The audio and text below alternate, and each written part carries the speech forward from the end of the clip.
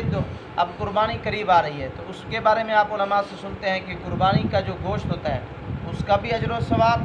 اور جو اس کے کھر ہوتے ہیں، کھر حالانکہ نہ آدمی کھاتا ہے نہ پکاتا ہے نہ کچھ کام کے نہ کچھ، اس کو پھینک دیتے ہیں نا کھر کو، لیکن سینگ اور کھر اور یہ جو رسی جس کے ساتھ جانور کو باندھتے ہیں، اس کا بھی قیامت کے دن اللہ تعالیٰ اجر و ثواب دے گا۔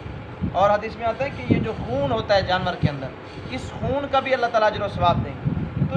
قیامت کے دن نیکی چھوٹی بھی ہوگی تو اس کے کچھ نہ کچھ وزن کیے جائیں گے، اس کا بھی ہمیں بدلہ دیا جائے گا۔ تو اللہ تعالیٰ نے فرمایا کہ من آمن باللہ والیوم الآخر وعمل صالحا،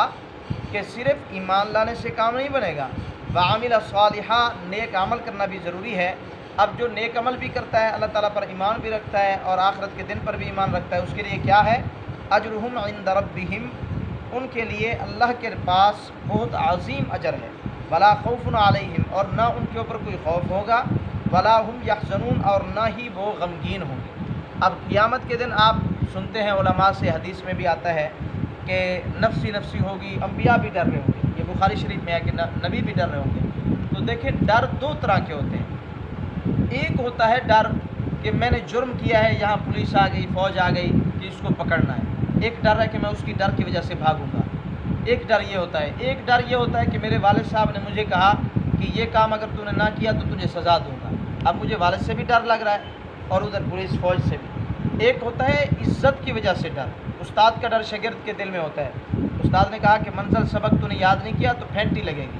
اب وہ ڈر سے یاد کر رہا ہے۔ اب اس کی وجہ یہ نہیں ہے کہ وہ اس کا دشمن ہے، بلکہ اس استاد کی عزت اور اس کی ہیبت اور اس کی طاقت کی وجہ سے ڈر رہا ہے۔ تو نبی جو قیامت کے دن ڈریں گے، یا نیک لوگ اللہ سے قیامت کے دن نفسی نفسی کر رہے ہوں گے،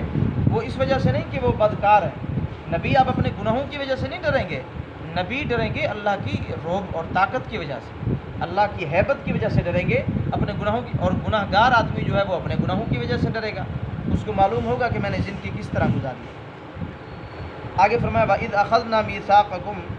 اور جب ہم نے عہد لیا تم سے، وَرَفَعْنَا فَوْقَكُمُ الطُّورَ، اور ہم نے بلند کیا تمہارے اوپر طور کو۔ اس کا پس منظر یوں ہے کہ جب یہ بنی اسرائیلیوں کو فرعون سے نجات مل گئی تھی، انہوں نے کہا کہ آپ اللہ کے نبی ہیں، آپ اللہ سے ہمارے لیے کتاب مانگے، تو اللہ تعالیٰ نے تورات دی، انہوں نے انکار کیا۔ پھر اللہ تعالیٰ نے کوہ طور جو پہاڑ تھا اس کو حکم کیا کہ ان کے سروں کے اوپر آ جائے، وہ کوہ طور پہاڑ اپنی جگہ سے کھڑا ہو کے ان بنی اسرائیلیوں کے سر کے اوپر آ گیا۔ اب انہوں نے کہا کہ ہم مانتے ہیں، انہوں نے فوراً اقرار کیا کہ ہم مانتے ہیں، اس پہاڑ کو ہٹا دو ہم فوراً مان لیں گے۔ اب یہاں پہ ایک سوال ہوتا ہے، سوال یہ ہے کہ یہ تو اللہ تعالیٰ زبردستی اس کو منوا رہا ہے، حالانکہ قرآن پاک کے 3 پارے میں آتا ہے لا اکراہ فی الدین، کے دین کے اندر سختی نہیں ہے، جبر نہیں ہے۔ تو یہاں تو اللہ تعالیٰ اس کے اوپر کوہ طور رکھ رہا ہے کہ جیسے ہم یہاں کہیں کہ یہ پستول سر کے اوپر رکھ دو اور پڑھو کلمہ، اب یہ بھی طریقہ ہے۔ اللہ تعالیٰ نے ایسا کیا کہ اس کے اوپر کوہ طور رکھ دیا، ادھر سے کہا کہ مانو تورات کو، انہوں نے کہا کہ ہم مانیں گے، اب ڈر کی وجہ سے منوا رہے ہیں۔ ادھر اللہ تعالیٰ کہتے ہیں لا اکراہ فی الدین، کے دین میں سختی نہیں ہے، ادھر اللہ تعالیٰ خود کوہ طور اوپر رکھوا کے کہہ رہا ہے کہ مانو ورنہ اوپر سے یہ گر جائے گا، مر جاؤ گے۔ تو یہ تو سختی ہو گئی، دو آیتوں کا آپس میں تضاد ہو گیا۔ تو اس کا جواب علماء نے یہ لکھا ہے کہ ایک ہوتا ہے دین کے اندر سختی ہونا، دین کے اندر سختی سے مراد یہ ہے کہ آپ مسلمان ہو گئے، اس کے بعد آپ کے اوپر جبر کیا جائے، مارا جائے کہ نماز کیوں نہیں پڑھی، یہ سختی دین میں جائز نہیں ہے۔ ایک سختی اور ہوتی ہے، وہ یہ ہے کہ آپ نے کلمہ پڑھ لیا، کلمہ پڑھنے کے بعد آپ کہیں کہ ہم جو ہے نا کلمے کو نہیں مانتے، ہم آخری نبی کو نہیں مانتے، ایک یہ ہے، اس کے اوپر سختی کی جائے گی، جس کو ہماری شریعت میں اسلام میں کہا جاتا ہے مرتد ہونا۔ اب علماء نے مرتد کی سزا لکھی ہے کہ ایک آدمی مسلمان ہے، مسلمان ہونے کے بعد وہ اپنے دین ایمان سے پھر گیا، اب اس کی سزا کیا ہے؟ اس کی سزا یہ ہے کہ 3 دن اس کو قید میں رکھو، اس کو ترغیب دیتے رہو، تبلیغ کرتے رہو، مان جائے تو ٹھیک ہے ورنہ اس کا سر اڑا دو، قتل کر دو۔ یہ اسلام کی اندر یہ ایک حکم ہے، شریعت کا، آپ صلی اللہ علیہ وسلم کا حکم ہے، شریعت کا حکم ہے۔ تو ایک ہوتی ہے اسلام لانے سے پہلے کی سختی، ایک ہوتی ہے اسلام لانے کے بعد کی سختی۔ اسلام لانے کے بعد تو آپ کے اوپر تلوار کوئی نہیں رکھ سکتا کہ نماز پڑھو ورنہ تمہاری گردن اڑا دے، کسی مولوی صاحب کو یہ حکم نہیں ہے کہ یہ جو ہے نا فلاں حکومت صاحب یا فوج صاحب ایسے کر لے، یہ اس کو حکم نہیں ہے۔